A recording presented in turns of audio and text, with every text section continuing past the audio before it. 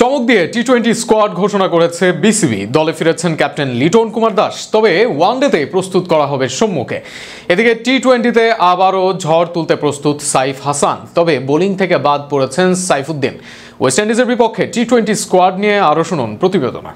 West ইন্ডিজের বিপক্ষে আসন্ন 3 ম্যাচের টি-20 সিরিজকে সামনে রেখে বাংলাদেশ ক্রিকেট বোর্ড ঘোষণা করেছে প্রথম 2 ম্যাচের দল। ইনজুরি কাটিয়ে নিয়মিত অধিনায়ক লিটন কুমার দাসের দলে ফেরা নিঃসন্দেহে দলের জন্য সবচেয়ে বড় স্বস্তির খবর। আফগানিস্তান সিরিজে চোটের কারণে অনুপস্থিত থাকলেও এবার তিনি নেতৃত্ব দিবেন দলকে। অভিজ্ঞ এই উইকেট রক্ষক ব্যাটারের উপস্থিতি ব্যাটিং অর্ডারে স্থিতি এবং আত্মবিশ্বাস দুটি বাড়াবে বলে মনে করছে টিম ম্যানেজমেন্ট। তবে স্কোয়াডে এসেছে বেশ কিছু পরিবর্তন। আফগানিস্তান সিরিজের দলে থাকা সৌম্য সরকার ও মোহাম্মদ সাইফুদ্দিনকে এবার রাখা হয়নি। সৌম্য আগের সিরিজে সুযোগ পেলেও ভিসা জটিলতার কারণে সংযুক্ত আরব আমিরাতে দলের সঙ্গে যোগ দিতে পারেননি, ফলে মাঠে নামা হয়নি তার। সেই পরিস্থিতি বিবেচনা করে নির্বাচকরা তাকে এবার বাদ দিয়েছেন। অন্যদিকে দীর্ঘদিন ধরে চোট ও ফর্মের সমস্যায় থাকা সাইফুদ্দিনও বাদ পড়েছেন ওয়েস্ট ইন্ডিজ সিরিজের স্কোয়াড থেকে। দলে জায়গা ধরে রেখেছেন তরুণ ওপেনার তানজিদ হাসান তামিম ও পারভেজ হোসেন ইমন।